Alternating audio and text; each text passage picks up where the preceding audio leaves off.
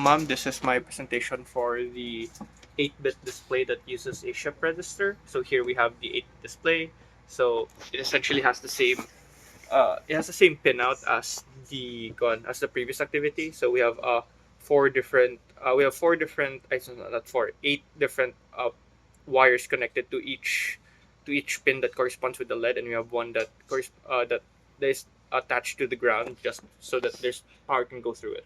Then here we have multiple different wirings going through the shift register.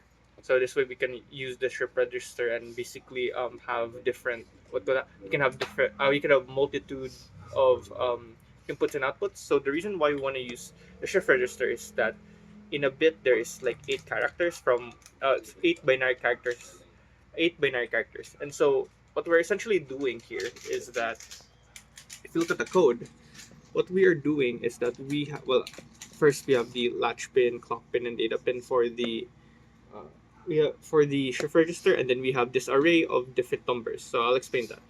So here, of course, you set it into output, and then after that, what we do is as we go through from 0 to 16, so basically the index of the array, we set latch pin to low. So basically the information, it doesn't pass on the information. Shift out.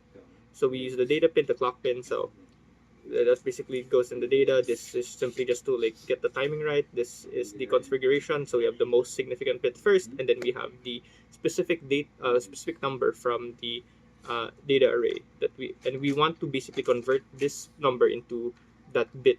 And the reason why we use this specific one is because the moment we convert that number, it will basically display will basically have a set number of ones and zeros, and those ones and zeros are